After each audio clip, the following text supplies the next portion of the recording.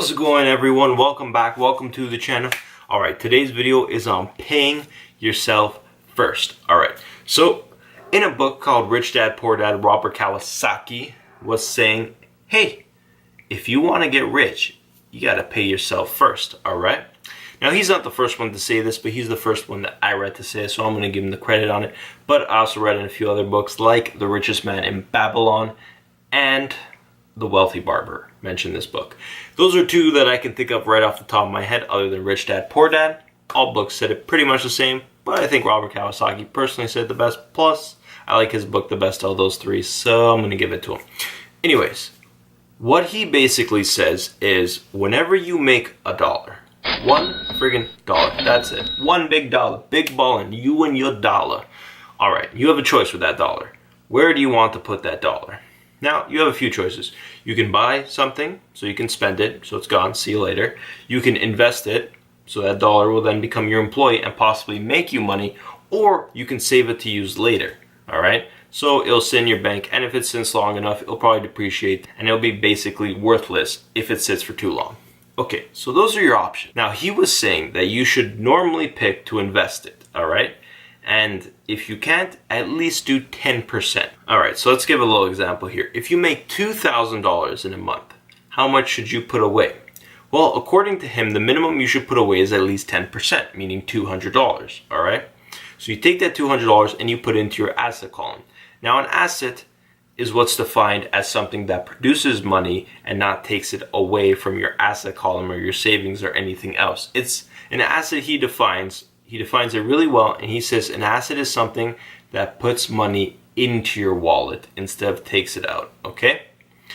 So I'm not telling you to go buy a car. I'm not even telling you to go buy a house with that. I'm telling you to invest it into something that's actually going to make you money, okay?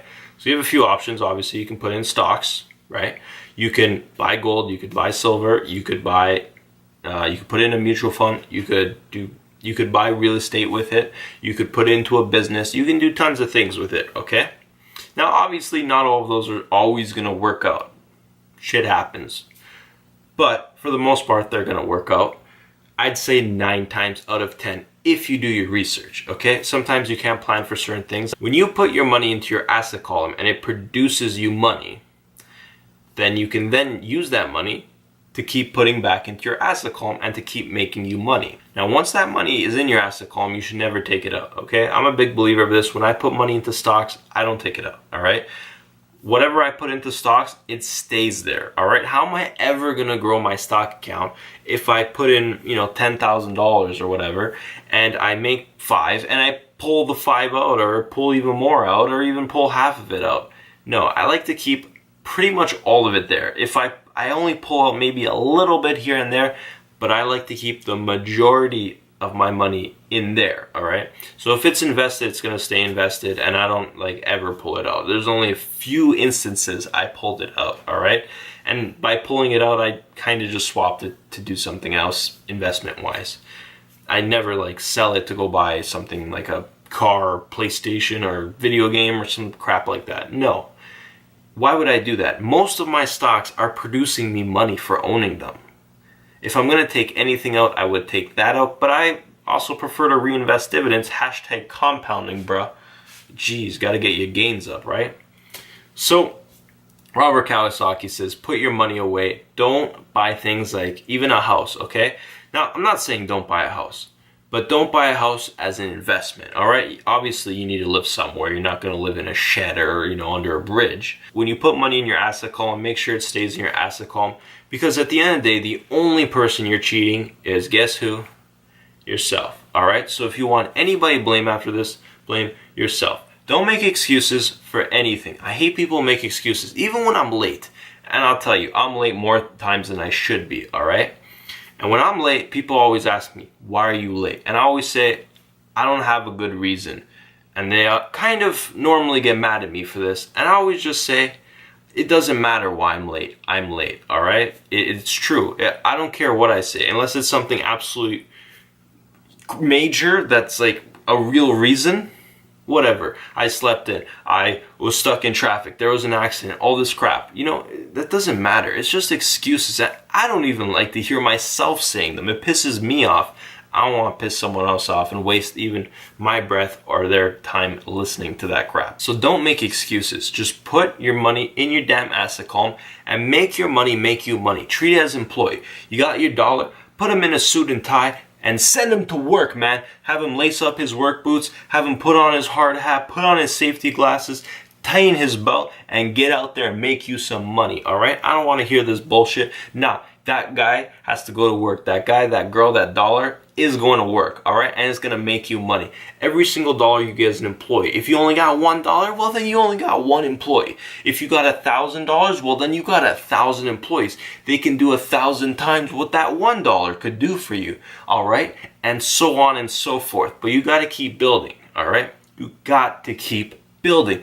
Yes, Rome wasn't built in a day, and you're not going to become a millionaire overnight unless you win the lottery or you do some type of ridiculous trade.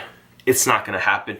But to make $1 million, you probably need to have at least somewhere in the vicinity of that much money if you want to make it on a trade. Even you make 1,000% on a trade, you're still going to need at least $100,000. So invest that crap. Get to $100,000 and maybe you can 10 times your money. It's much more likely than turning $1 into $1 million, all right? Unless you pick some lucky Powerball numbers or Lotto Max or 649. So just put your money in that damn asset column, have it make you money, and that's it. And you're gonna be on your way to financial freedom. And the best thing you can do is start yesterday. But the second best day is today, all right? So start today. Don't start tomorrow, start today, all right? When was the best time to plan a tree? Well, 20 years ago. The next best time is today. So get on it, get up off your ass, get up off your couch, get up off your bed, wherever the hell you are. Go open an investment account or whatever, or look into a business, buy some real estate, something. Do your homework first. Don't jump into any investment without doing your homework. But I'm just trying to tell you, be financially free. Honestly, once you break that step and you start investing, you'll also start to notice things, all right? As a kid, you probably walk around, do whatever, and someone says, you know, punches you. Punch buggy, no punchbacks. You know, we've all been there. Punch buggy, no punchbacks, right? Now, you're like, well, I didn't even see that car. I wasn't even looking for that car. Now, guess what? Now, every car that passes by, you're looking at it, all right? And the next punch buggy you see, you best believe your friend's catching a big one right across his arm or whatever, okay? So that's pretty much what I'm talking about. You start to notice, all right? And it's the same with investment. As soon as you start investing, you'll start to notice trends, all right? You'll start to notice, you know, patterns. You'll start to notice opportunities, all right? They don't come every day, but they come more often than you think. When you're always sitting on the sidelines, it's hard to score a point, all right? You got to be in the game to score a point. God, that was a good metaphor.